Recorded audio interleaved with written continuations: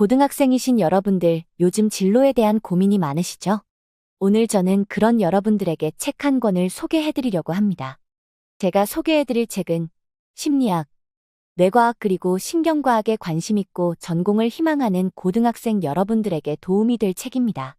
바로 서울대학교 뇌인지과학과 이인하 교수님의 기억하는 뇌망각하는 뇌라는 책입니다. 우선 목차를 소개해드릴 텐데요. 총 4부로 나뉘어져 있으며 각각 뇌는 학습한다, 고로 생존한다. 학습한 것은 기억이 된다. 일생의 기록관 해마, 경험하고 기억하다. 뇌 속 기억의 비밀을 모두 알게 된다면? 입니다. 4개의 부분 중에서 저는 2부, 학습한 것은 기억이 된다 라는 파트를 짧게 소개해드릴까 합니다. 여러분은 학습이 인간에게 어떠한 영향을 끼친다고 생각하시나요? 작가는 많은 영향들을 제시했지만 저는 3가지로 추려서 한번 가져와 봤습니다.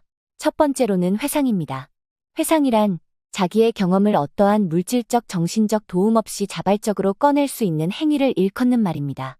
예를 들어 드라마나 영화에서 법원에서 증인이 증언을 하는 장면, 많이들 보셨죠? 드라마 속 증인은 누군가에게 도움을 받아서 증언을 하나요?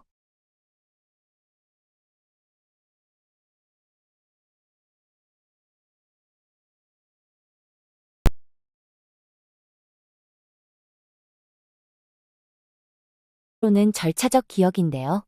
말은 어렵지만 정의는 쉽습니다. 예를 들어볼까요?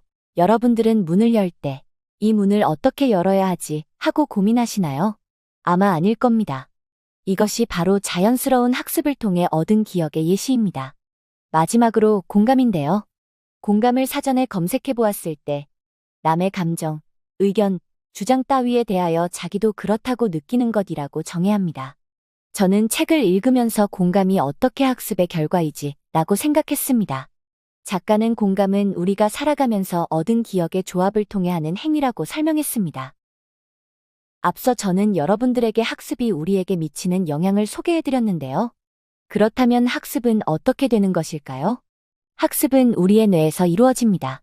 뇌 속에 있는 세포를 뇌세포라고 하는데 또 다른 말로는 뉴런이라고 부릅니다.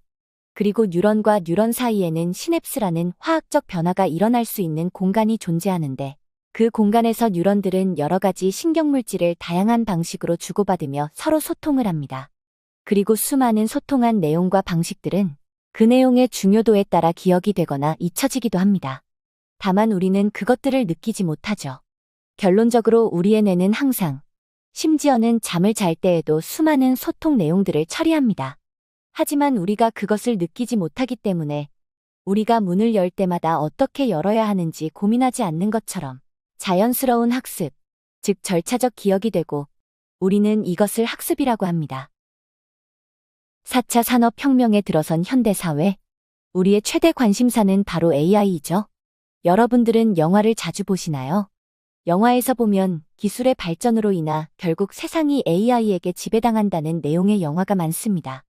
대표적으로 영화 매트릭스가 있죠.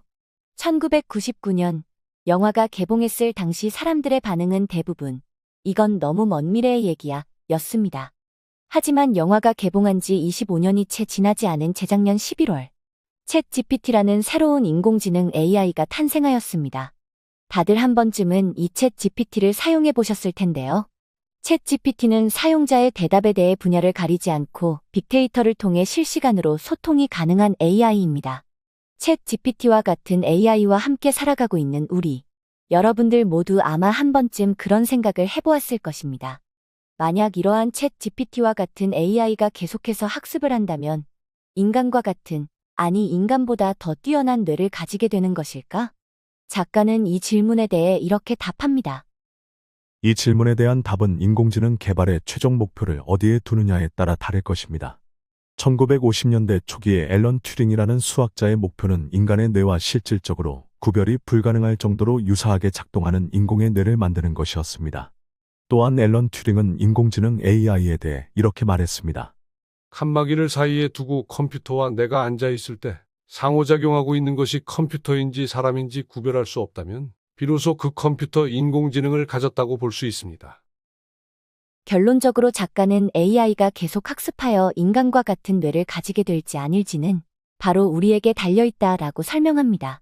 이렇게 이이나 작가의 생각하는 뇌, 망각하는 뇌책 소개를 마쳤는데요. 앞서 저는 이 책을 뇌과학, 심리학 등에 관심 있는 학생들에게 추천해드리는 책이라고 설명해드렸습니다.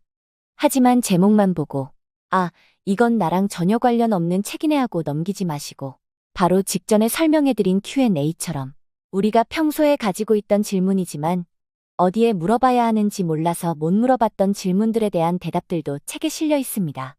지금 제가 여러분들에게 설명드린 부분은 책의 정말 일부분입니다.